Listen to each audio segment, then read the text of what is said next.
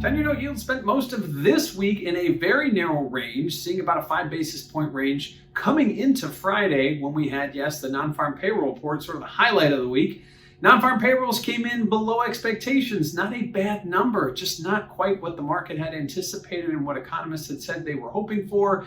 So it did come across as more of a negative number. Again, it wasn't a bad number, it just wasn't where expectations were set. We saw Treasury yields trade down all the way to 155 today. That seems to be the low that we've seen in 3 out of the last 4 weeks, but ultimately hung at that level. Looking the other direction, we haven't seen a trade above 170. You got to go all the way back to April. So the market right now kind of trading in a very narrow range, waiting for some catalyst moment. Maybe it's something from the Fed. We have an FOMC coming up on June 16th, not next week, but the week after.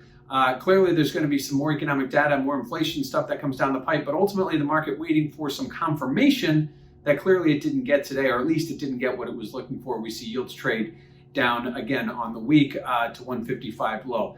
Now, what does that mean for volatility? Well, if you check out that CVol index over at cmegroup.com, you will notice that volatility remains very directional with yield. So as yields go down, as they did today, volatility follows. So volatility actually went down extra. Usually, typically, there is a big buildup of volatility, or at least a bid, going into any major event, like a non-farm payroll, or perhaps an FOMC. And after the event, everything dust settles, we see volatility go lower. So that's exactly what we saw. We do still see positioners looking for yields to go higher as we get later through the summer and into the fall. But ultimately, today, we did not see that volatility. Yields dropped, volatility dropped with it. Now, what do we have next week? Next week is going to be kind of a quiet week on the economic calendar. There is no Fed speak, obviously the blackout period ahead of that June FOMC. But we do get one piece of very important data, and that's going to be CPI inflation on Thursday.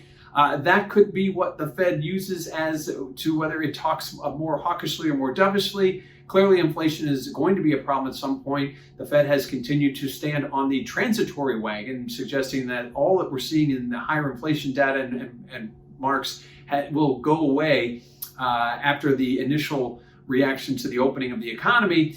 And the jobs component part now is starting to look not so good. Even though the jobs numbers were strong, they aren't strong enough, or at least given what we lost back in 2020. So it's got a bit of a tug of war here. Is the inflation component going to be what the Fed looks at, or is the jobs component going to be what the Fed is looking at? And obviously, we'll get a clearer picture of that on June 16th when the Fed meets. We also, however, get 3 auctions next week, 3s, 10s, and 30s. So there will be some supply added. When you add supply to the market, typically it drives yields higher. We'll have to wait and see what happens. Demand for these treasuries has been okay. We'll say we've had some months that were really good and some that were really bad. It's sort of near averaged out to okay. It will be interesting to see if yields at these lower levels will attract demand that it did in the last couple of months prior. So kind of an interesting week here in the Treasury market, a very quiet, narrow trading range heading up to non-farm payroll, which was another miss, the second in a row based on expectations, driving yields down to that 155 level, a level we've traded at 3 out of the last 4 weeks.